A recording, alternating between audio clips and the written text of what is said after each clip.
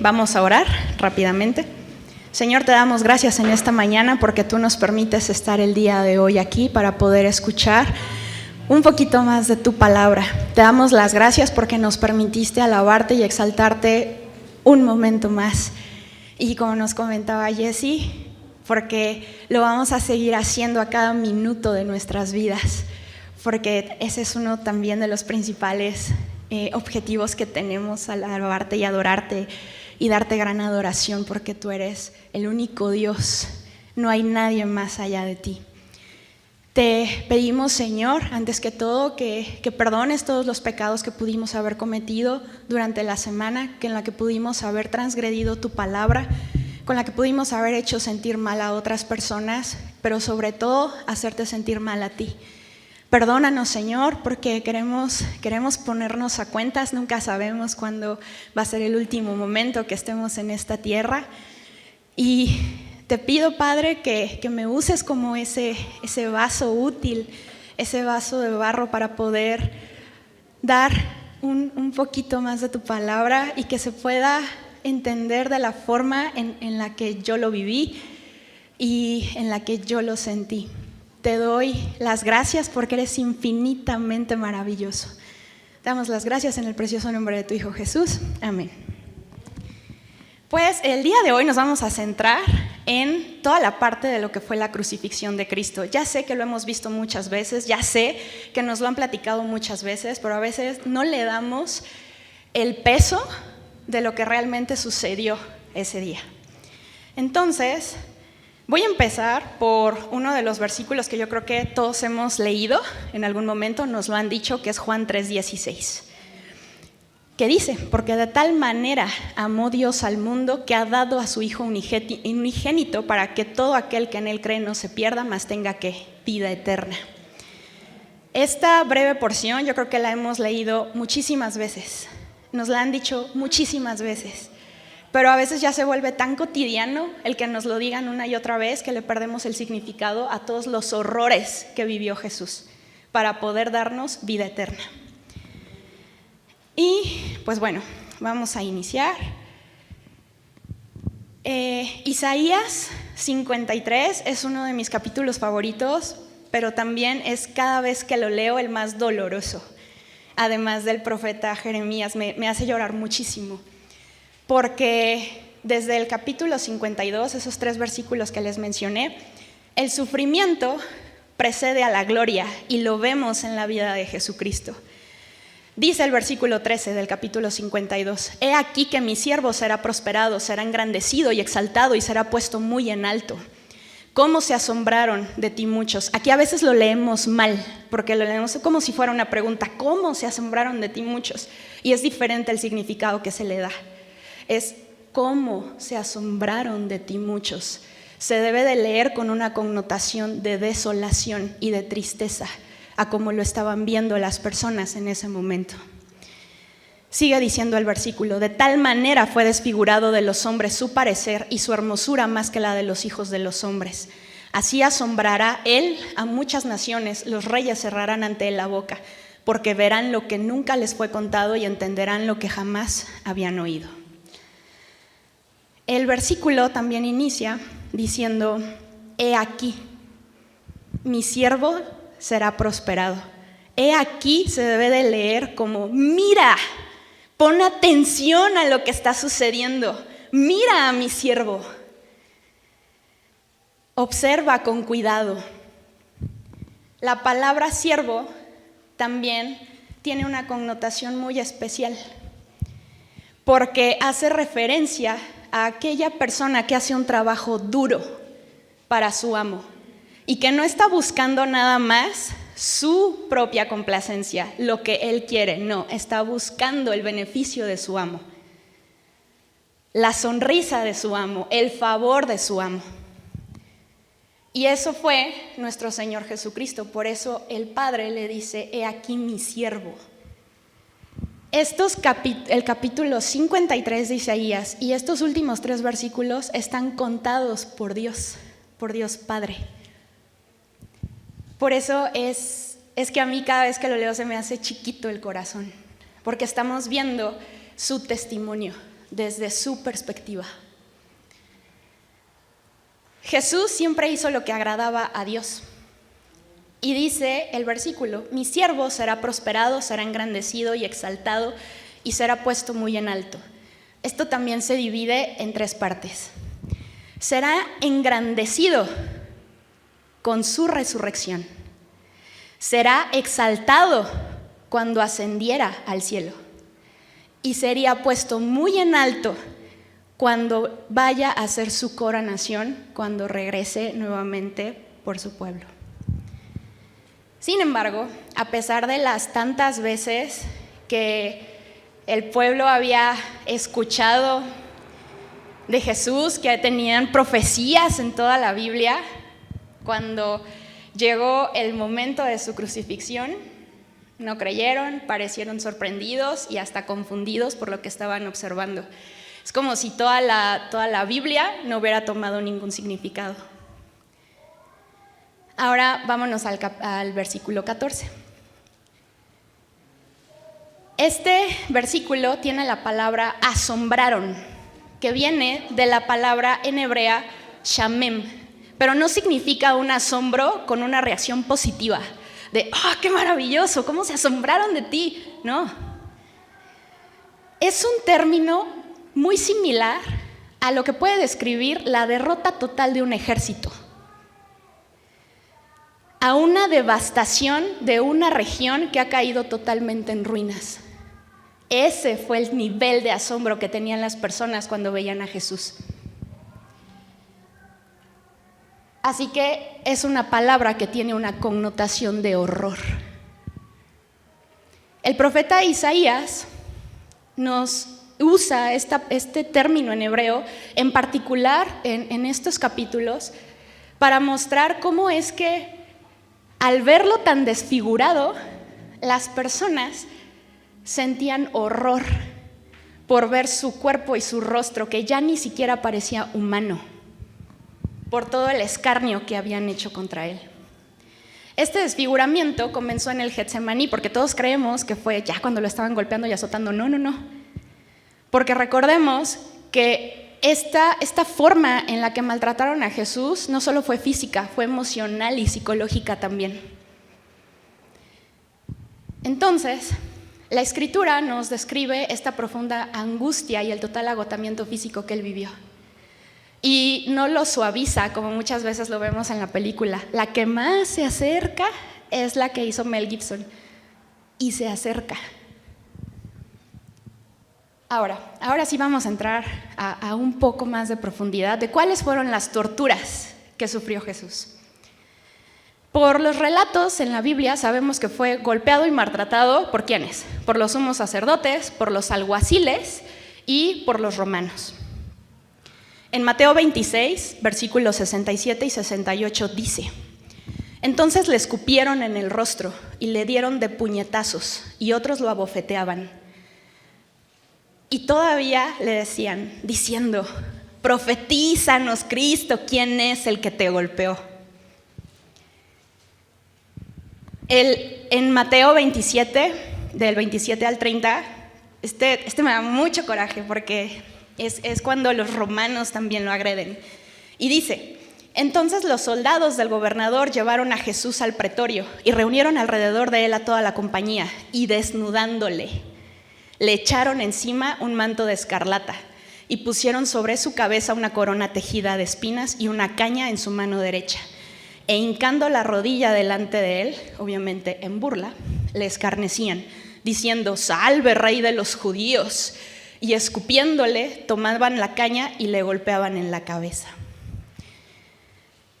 Y todavía, además de todo eso que sucedió, Pilato ordena que le azoten. Y este tipo de azote no es como lo vemos en la película de Mel Gibson, es peor. Utilizaban un tipo de flagelo, que es un látigo romano, como el que se ve aquí arriba, porque estaba conformado de unas cosas bastante interesantes. Era un látigo que tenía una empuñadura de madera, le sujetaban tiras de cuero y cada tira tenía pequeños pedazos afilados de hueso, zinc y hierro, para que cada vez que golpeaban al preso arrancara carne. Además, era atado a un poste, no quedaba abajo, quedaba colgado de los brazos, con los pies suspendidos y con todo el cuerpo estirado para que no pudiera moverse. ¿Le podrías poner la otra, por favor? Quedaba justo como se ve de este lado.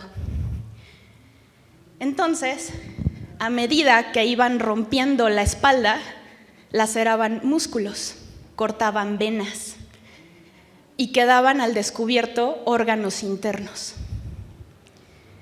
Era a veces tan fuerte el daño que infligían que causaban la muerte. Pero cuando el castigo era la crucifixión, los lictor, que son las personas que manejaban ese flagelo, lo hacían de tal manera que dañaran el cuerpo, pero que siguiera vivo, para que pudiera llegar a la crucifixión. Y esto fue lo que sucedió con Jesús. En el Salmo 22 nos da más información todavía de lo que sucedió ese día. Inicia diciendo: Dios mío, ¿por qué me has desamparado? Y estas son las mismas palabras que utilizó Jesús cuando estaba en la cruz. También este salmo es el propio testimonio de Cristo acerca de lo que estaba viviendo. Dicen los versículos del 6 al 8: mas yo soy gusano y no hombre, oprobio de los hombres y despreciado del pueblo. Todos los que me ven me escarnecen, estiran la boca, menean la cabeza, diciendo: se encomendó a Jehová, líbrele él, puesto que en él se complacía. En Mateo 27, del 40 al 43, podemos leer de qué manera se burlaban de Jesús mientras lo colgaban. Dice: y diciendo: tú que derribas el templo y en 3 días lo reedificas, sálvate a ti mismo. Si eres hijo de Dios, desciende de la cruz. De esta manera también los principales sacerdotes, escarneciéndole con los escribas y los fariseos y los ancianos, decían: a otro salvó, a sí mismo no se puede salvar. Si es el Rey de Israel, descienda ahora de la cruz y creeremos en él. Confío en Dios, líbrele ahora si le quiere, porque ha dicho: soy hijo de Dios. Si regresamos al Salmo 22, versículos 14 al 17, nos da un detalle perfecto de qué sucedió también y cómo lo sintió Jesús. Dice: he sido derramado como aguas y todos mis huesos se descoyuntaron. Mi corazón fue como cera, derritiéndose en medio de mis entrañas. Como un tiesto se secó mi vigor y mi lengua se pegó a mi paladar. Y me has puesto en el polvo de la muerte, porque perros me han rodeado. Me ha cercado cuadrilla de malignos, horadaron mis manos y mis pies. Contar puedo todos mis huesos, entre tanto ellos me miran y me observan. La perforación de manos y pies, recordemos que fue por los clavos que usaron para poder asegurarlo a la cruz. Los huesos se descoyuntaron después de que lo clavaron. ¿Por qué? Porque colocaban o hacían un hoyo muy grande en la tierra, muy profundo, para que cuando levantaran la cruz cayera y no se fuera la cruz hacia ningún lado, no se cayera. Entonces el impacto descoyuntaba todos los huesos.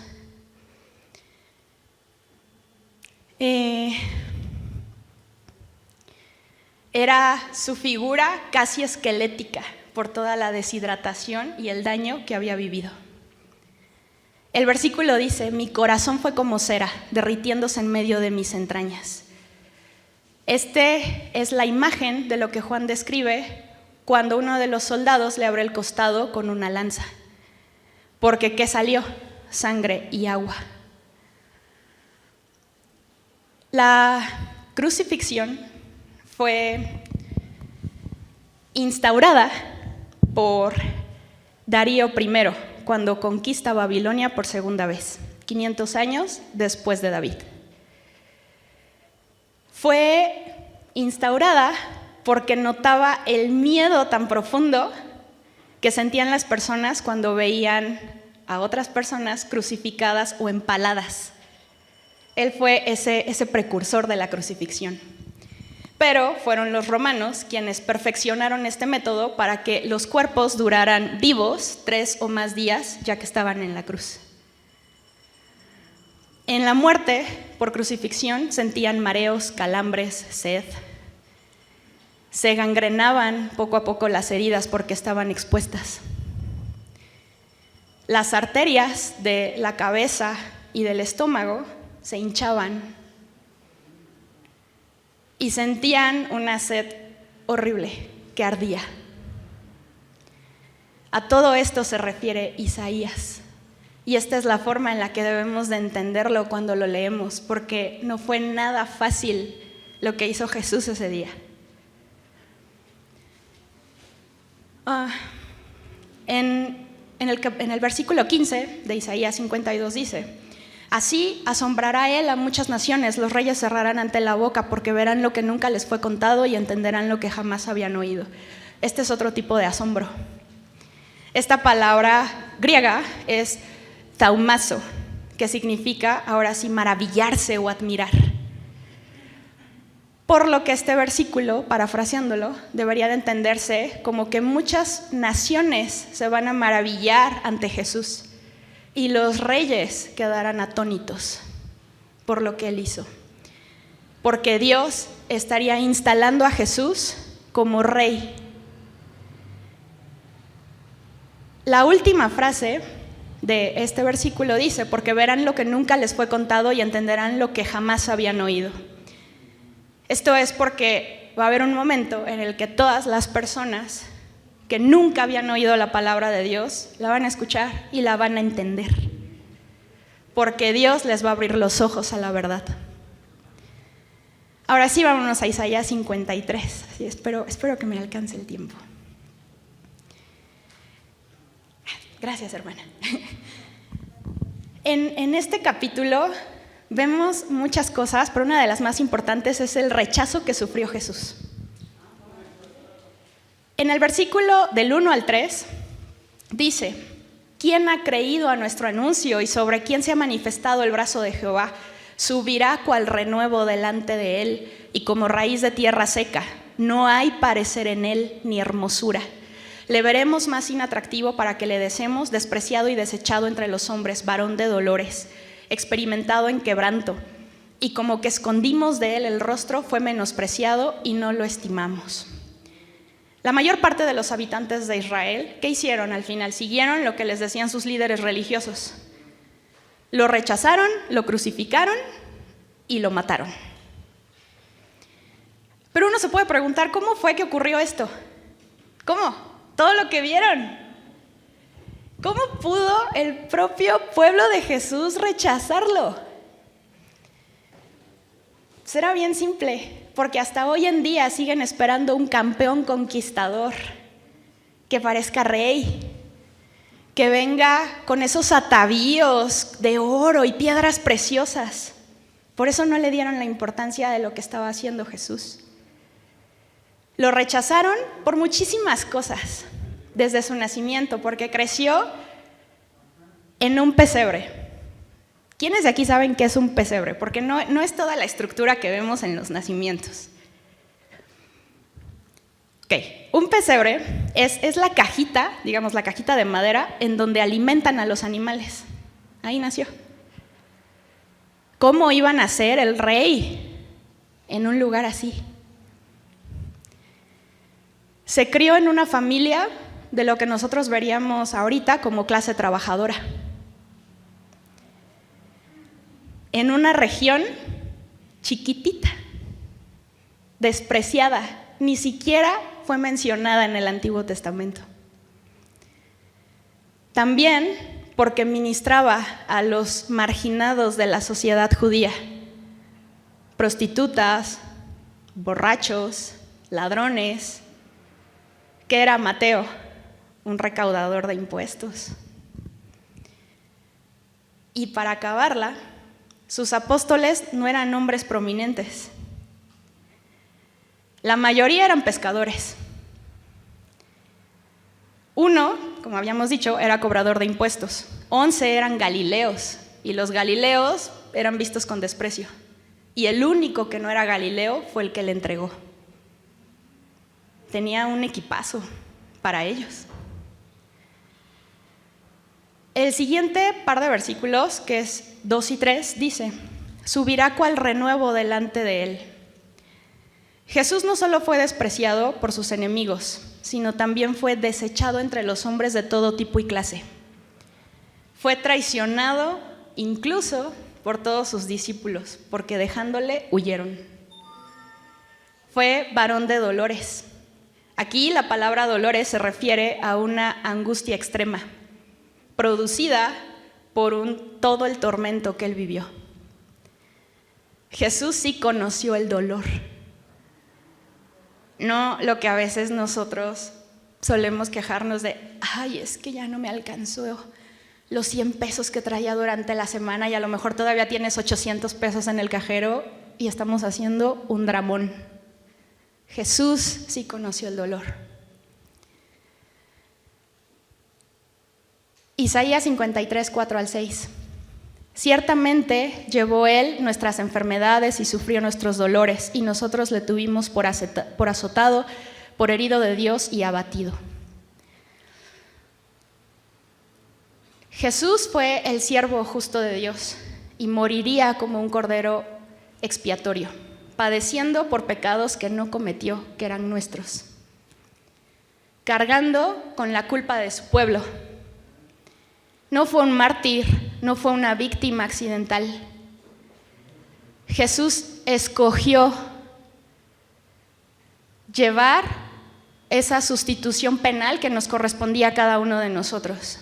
Y a veces somos tan mal agradecidos que no lo vemos y que seguimos pecando constantemente una y otra y otra y otra vez. Y no vemos ni sentimos ya lo que sucede porque nos cicatriza. Y me pregunto, ¿qué hubiera pasado si hubiéramos estado ese día observando todo lo que le hacían? ¿Seguiríamos pecando de la misma forma? ¿Seguiríamos viendo las cosas malas como buenas? El precio que nuestro Salvador pagó por liberarnos de la culpa y de la esclavitud fue horrible. Y hasta que no comprendamos qué horrenda cosa es caer en manos de un Dios vivo, no vamos a apreciar la gran misericordia que tuvimos y que tenemos todavía al día de hoy. Porque el amor del Padre es infinito. Él dio a su Hijo por ti, por mí, y no lo pensó. Y Jesús tampoco lo pensó. Dice la Escritura: mas el herido fue por nuestras rebeliones, molido por nuestros pecados.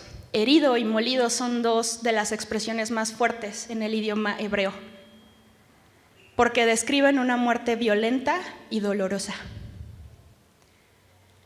Dice también la Escritura: desde la planta del pie hasta la cabeza no hay en él cosa sana, sino herida, hinchazón y podrida llaga. No están curadas, ni vendadas, ni suavizadas con aceite. Jesús fue angustiado, afligido, y en ningún momento abrió su boca. Nunca reclamó, nunca pidió que pararan. Por eso se le llama Cordero. Tuvo un silencio sobrenatural que reflejaba sumisión y obediencia a Dios. ¿Cuántos de nosotros somos tan sumisos y obedientes? A todos nos hacen algo y luego vamos llorando o estamos viendo cómo regresárselo al otro. El silencio de Jesús señalaba su disposición a morir. Él vino a este mundo para morir voluntariamente, como el Cordero de Dios que quita el pecado del mundo. Me voy a saltar una parte porque ya tengo poquitos minutos. Jesús tenía que padecer y morir antes de conquistar y gobernar.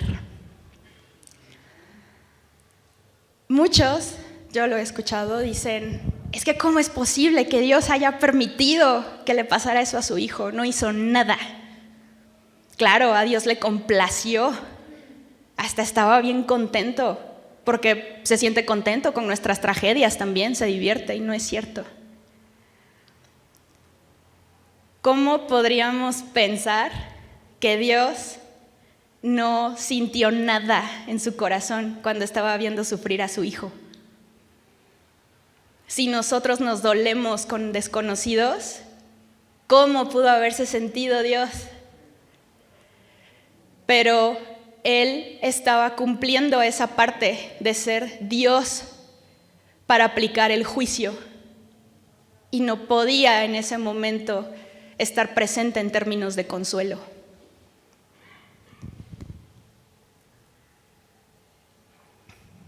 Solo aquellos que conocemos a Cristo, en algún momento vamos a poder ser declarados justos por el mismo Señor. Por eso la orden para nosotros que nos decimos cristianos, no por religión, sino por nuestra convicción, es no inflar nuestra autoestima, no es manipular a Dios para obtener salud o riqueza. No es utilizar trucos de mercadotecnia para hacer iglesias más grandes. Es para difundir el conocimiento salvador de Jesucristo al mundo predicando el Evangelio. Ese es el objetivo y a veces nos da pena hacerlo y a Cristo no le dio pena salvarnos. En toda la Biblia no hay una verdad que nos libere más de nuestras cargas que lo que dice Isaías 53, 4, 5. Ciertamente llevó Él nuestras enfermedades y sufrió nuestros dolores, y nosotros le tuvimos por azotado, por herido de Dios y abatido. Mas Él herido fue por nuestras rebeliones, molido por nuestros pecados. El castigo de nuestra paz fue sobre Él, y por su llaga fuimos nosotros curados. Y fuimos curados no solo físicamente, espiritualmente también. Somos sanos, somos salvos gracias a Él.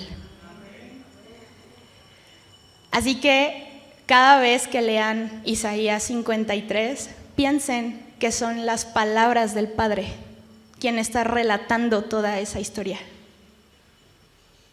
Por eso Isaías es considerado también como el quinto evangelio, porque es el evangelio según Dios.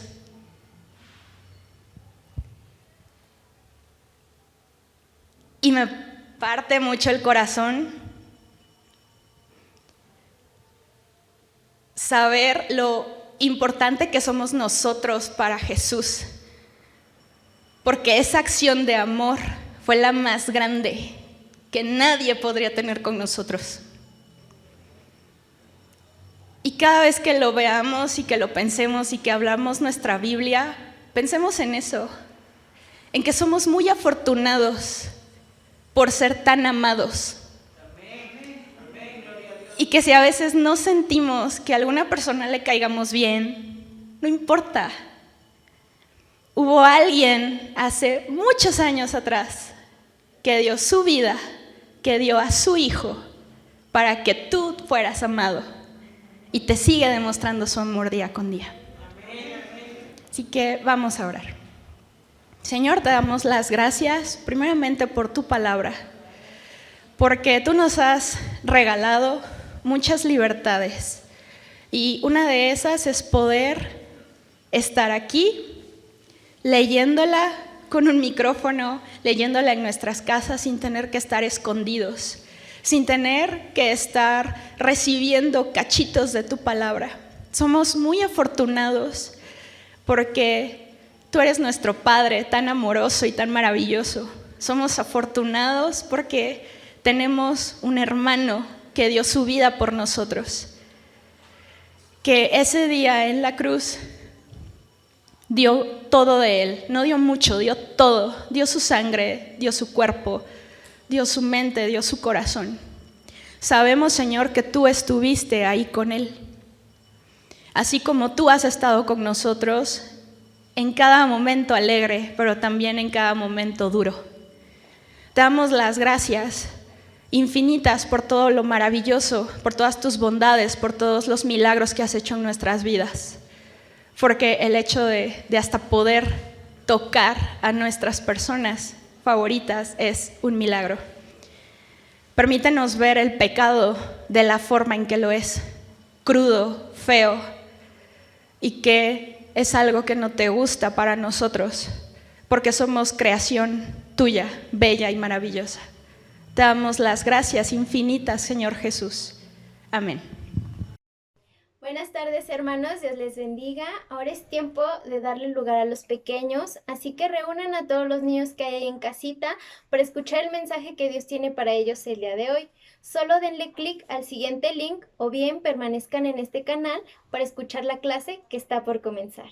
Creo en ti, Cristo, por ti todo lo puedo.